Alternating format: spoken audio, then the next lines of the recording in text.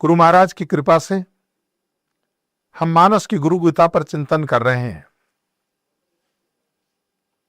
Let's mic के जरिए इस सफलता की रामायण में हम प्रबंधन के सूत्र ढूंढते हुए आज गुरु कृपा के ऊपर चर्चा कर रहे हैं कि वो तीसरा नेत्र तुम्हारे हृदय की आंख है।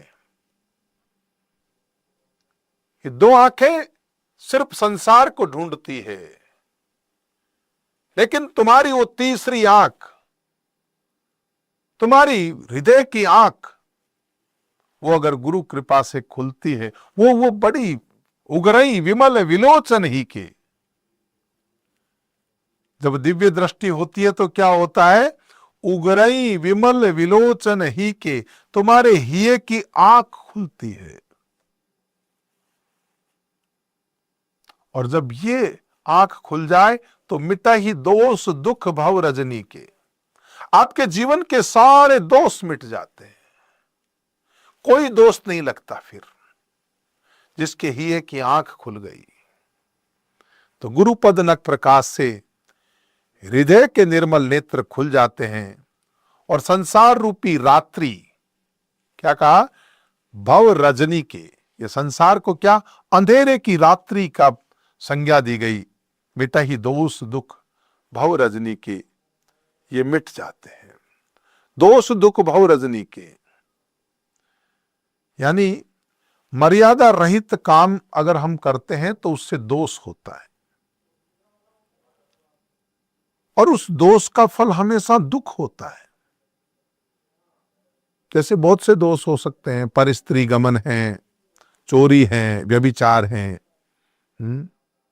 या काम वार्ताओं को सुनना है, कानों से काम की वार्ताएं सुनना, या त्वचा से परस्त्री का स्पर्श करना, या नेत्रों से किसी स्त्री को देखना, रसना से परदोष का गुणगान करना। ऐसे ऐसे बहुत से दोष हैं, जन्म जरा मरण, बहुत सी चीजें हैं। किस किस की चर्चा करूं? पर ये सारे दोष जब उगरई विमल विलोचन ही के, जब हिये की आंख खुलती है, जब आपकी दिव्य दृष्टि जागृत होती है, तो गुरु कृपा से मिटे ही दोष। आपके ये सब दोष मिट जाते हैं। काम क्रोध आदि सर्प आदि का भय, ये सब मिट जाते हैं।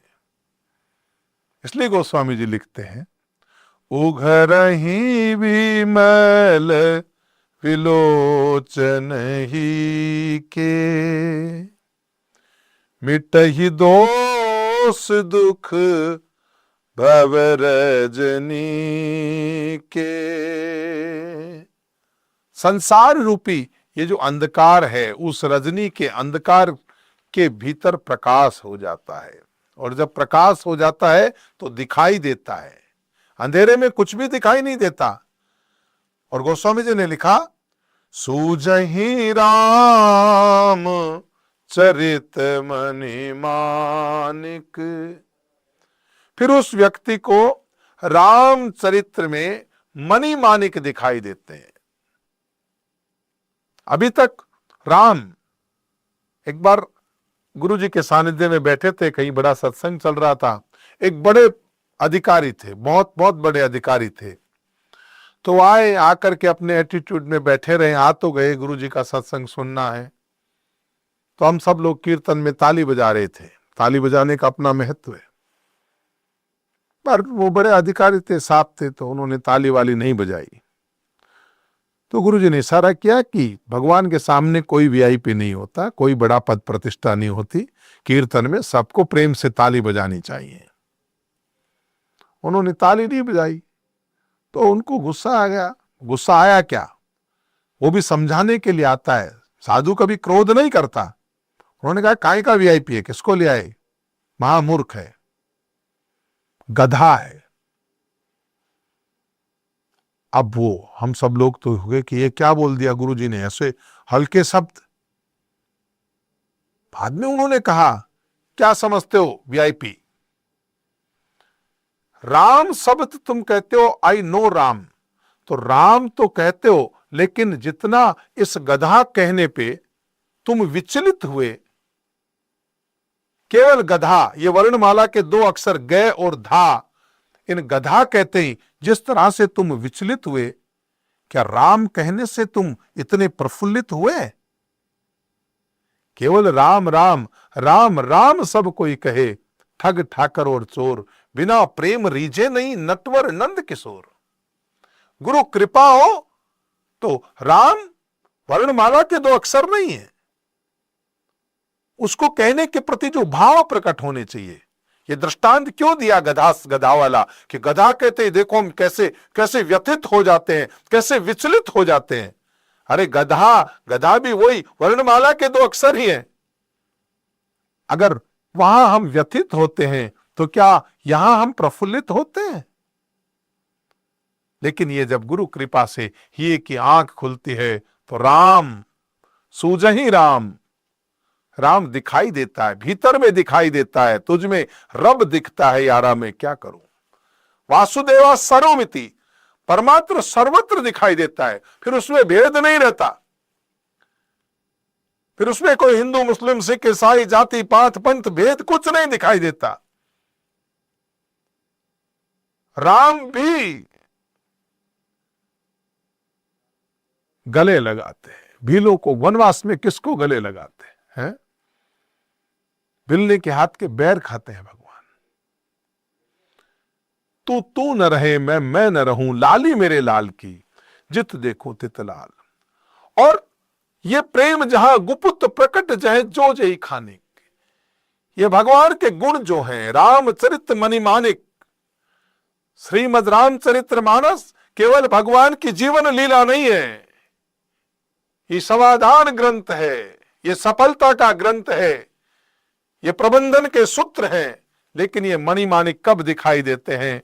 जब हृदय के अंदर गुरु कृपा की ज्योति जलती है, गुरु पदनक मणिगण ज्योति जलती है, तब वो व्यक्ति अपने भीतर श्रीमद रामचरित्र मानस के उन खजानों को ढूंढता है जो गुप्त और प्रकट अगर छुपे हुए हैं तो गुरु कृपा से वो भी मालूम चल जाते हैं, वो जिस खान के भी क्यों न हो।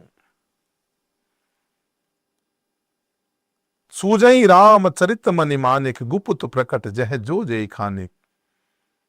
तो हमने क्या चर्चा की थी? हमने पहले चर्चा की कि उगराई विमल विलोचन ही के, गुरु महाराज के पैरों का नाखून का स्मरण करने से दिव्य ज्योति, और दिव्य ज्योति जब हृदय में प्रवेश करती है तो उगराई विमल विलोचन ही के, मिटाई दोष दुख भव रजनी के, और सूझई राम चरित मणिमाणिक, गुपुत प्रकट जह जो जय खानिक। जो जहां गुपुत है, चाहे प्रकट में है, जिस खान में है, वो सब हमें प्रकट होकर के दिखाई देते हैं।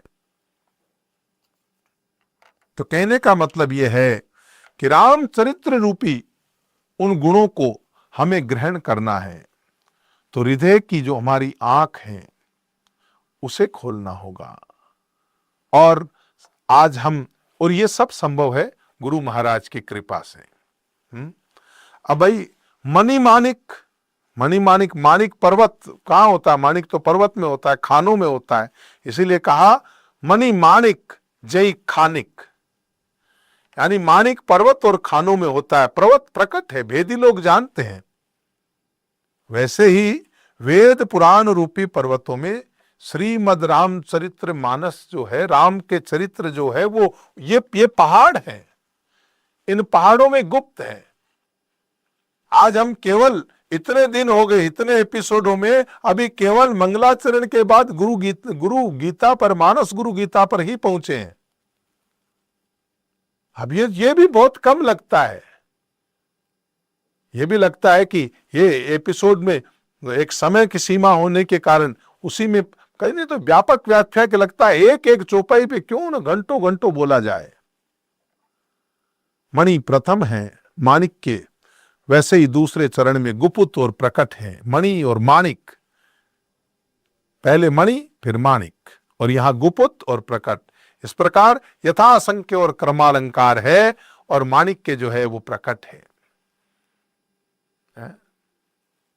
तो कहने का मतलब यह है, हमारे जीवन में भगवान के वो जो खजाने हैं जिसके ढूंढने के लिए, उन प्रबंधकीय सूत्रों को ढूंढने के लिए, जीवन की सफलता के सोपान को ढूंढने के लिए जो हम चल पड़े हैं, वो हमें गुरु कृपा से इसी श्रीमद् रामचरितमानस में मिलेंगे।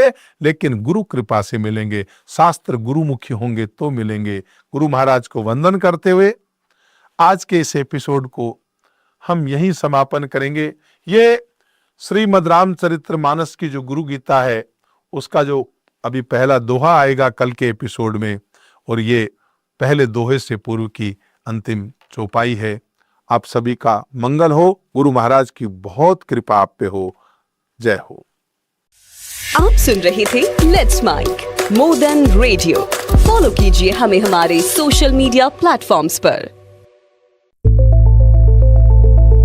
It's time for news. It's time for More Than Radio. Presenting the first radio news app, Let's Mic.